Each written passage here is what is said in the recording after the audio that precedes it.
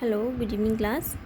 Now we are starting our new chapter, that is chapter number 3, national income and related aggregates. Okay, in chapter number 2 we have studied about some basic concepts of macroeconomics. Now we will start this chapter, national income and related aggregates. Okay, in this chapter you will study about concept of national income, domestic and national concept of income, gross and net concepts of domestic product at MP, that is market price और factor price. ठीक है, aggregates related to national income, nominal and real GDP and GDP and welfare. Okay, so first topic is concept of national income. Come to this point, concept of national income. Actually, what is national income? National income is the sum total of factor incomes earned by normal residents of a country during the period of an accounting year.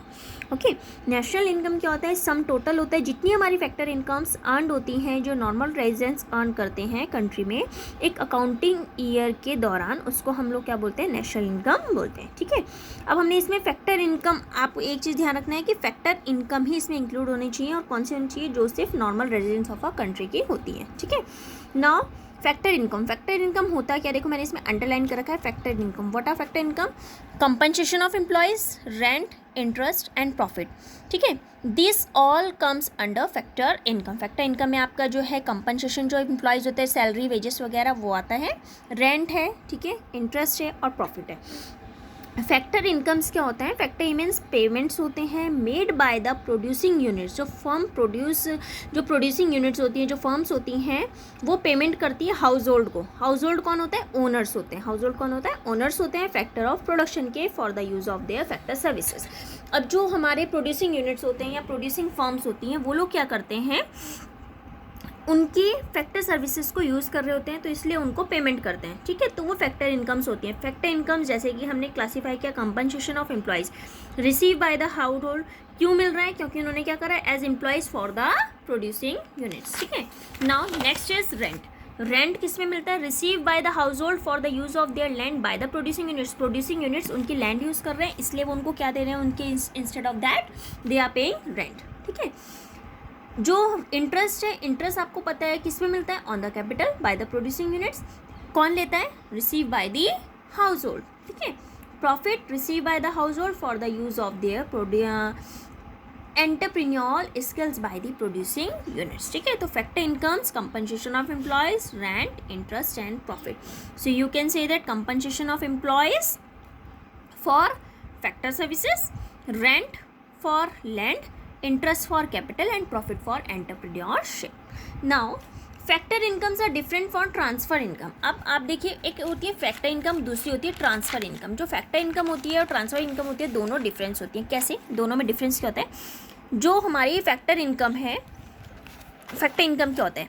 These are those incomes which are received by the factors of production by rendering their factor services. ठीक है, ये एक earned income होती है, क्योंकि इसमें हम काम कर रहे हैं तब जाके हमें मिल रही है. ट्रांसफर इनकम क्या होती है? These are those income which are receive by a person as help, donation और charity etcetera. This is unearned income. देखो, ट्रांसफ़र आपका, जैसे सपोज किसी ने डोनेट कर दिया, या आपके पास कहीं से चैरिटी में पैसे आए हैं, ठीक है, या पर्सन की वो पेंशन वगैरह है, वो क्या होती है? हमारी ट्रांसफ़र इनकम होती है. ट्रांसफ़र इनकम को हम अगर हमें नेशनल इनकम फाइंड आउट करनी है, एस्टिमेट करनी है, तो उसमें ट्रांसफ़र इनकम इंक्लूड नहीं होती है, क्योंकि इट इज़ नॉट अर्नड. ये अर्न नहीं होती है as reward for rendering factor services. ये सिर्फ एक अवार्ड की तरह मिलता है आपको, लेकिन अर्न नहीं है. जो अर्नड इनकम होती है आपकी, वही से फैक्टर इनकम में इंक्लूड होती है. ठीक है, अच्छा ठीक है, हमने इसमें एक चीज़ और पढ़ी थी कि नॉर्मल रेजिडेंट्स और नॉर्मल रेजिडेंट्स पढ़ा था ना. तो नॉर्मल रेजिडेंट्स कौन से होते हैं? नॉन रेजिडेंट्स कौन से होते हैं? So who are normal residents of a country? A normal resident is said to be one who ordinary resides in the country concern. जो कहाँ रहता है? कंट्री में रहता है. Ordinary reside in the country concern, और जिसका सेंटर ऑफ इकोनॉमिक इंटरेस्ट जो है अपनी कंट्री में होता है. ये नहीं है कि हम लोग इंडिया में रह रहे हैं और हमारा इंटरेस्ट है, अरे यार पाकिस्तान में ऐसा होना था. ठीक है, तो हमारा जो इकोनॉमिक इंटरेस्ट है, it should be in India also. आपका इकोनॉमिक इंटरेस्ट भी इंडिया में ही होना चाहिए. ये नहीं है कि हमारा हम यहाँ रहे हैं, लेकिन क्या है, इकोनॉमिक इंटरेस्ट हमारा कहीं और कंट्री में. ठीक है, दूसरा, So a person residing in a country for a period of 1 year और more is taken as ordinary residing. हमने बोला ना ऑर्डिनरी, एक वर्ड आया इसमें ऑर्डिनरी रिसाइड. इसका मतलब क्या है ordinary reside? What does it mean? जब एक पर्सन एक कंट्री में एक साल तक रहता है या उससे ज़्यादा रहता है, 1 year or more, is taken as ordinary residing in that country, उसको हम बोलते हैं ऑर्डिनरी रिसाइडिंग. ठीक है, 1 साल या 1 साल से ज़्यादा, कम होगा तो नहीं होगा, लेकिन अगर 1 साल तक है या 1 साल से ज़्यादा है तो हम उसको ऑर्डिनरी रिसाइडिंग बोलेंगे. ठीक है, दिस पर्सन मे और may not be the citizen of the country. या तो वो हो सकता है सिटीजन, अगर ज़्यादा रह रहा है तो वो सिटीजन बन सकता है, उसके आपको पता है कुछ डॉक्यूमेंट्स वगैरह बनते हैं तो सिटीजन बन जाते हैं, या तो हो सकता है या नहीं हो सकता है. ठीक है. Second, a person is set to have its oh economic interest, यानी कि उसका इकोनॉमिक इंटरेस्ट होना चाहिए उस कंट्री में. When he carry out all his economic activities such as production, consumption और investment. Suppose हम रह रहे हैं, जैसे इंडिया में रह रहे हैं, तो हमारा प्रोडक्शन भी यही होना चाहिए, कंजप्शन हम यही करना चाहिए, इन्वेस्टमेंट इसी कंट्री में होना चाहिए, तो हम नॉर्मल रेजिडेंट्स हैं. अगर हम लोग यहाँ रह रहे हैं और इन्वेस्टमेंट हम कहीं और दूसरी कंट्री में कर रहे हैं, कंजप्शन हम दूसरी कंट्री में कर रहे हैं, so we are not normal residents. ठीक है, is it clear? Now what is the difference between normal residents and non residents? Normal residents, Indians working in foreign embassies in India. देखो example बता रही हूँ मैं आपको. नॉर्मल रेजिडेंट इंडियंस जो होते हैं काम कर रहे हैं फॉरेन एम्बेसीज में जो इंडिया में है. ठीक है. दूसरा, Indians employed in WHO located in, जो इंडिया में ही WHO है वहाँ पे अगर इंडियंस काम कर रहे हैं तो वो नॉर्मल रेजिडेंट्स हैं. Local people working in the office of IMF in India, अगर IMF इंडिया के IMF में ही काम कर रहे हैं तो वो क्या है, हमारे नॉर्मल रेजिडेंट्स हैं. Ambassador for India in rest of the world, ambassador है इंडिया का लेकिन सारे वर्ल्ड में है, लेकिन क्या है एम्बेसडर कहाँ का है, इंडिया का. ठीक है.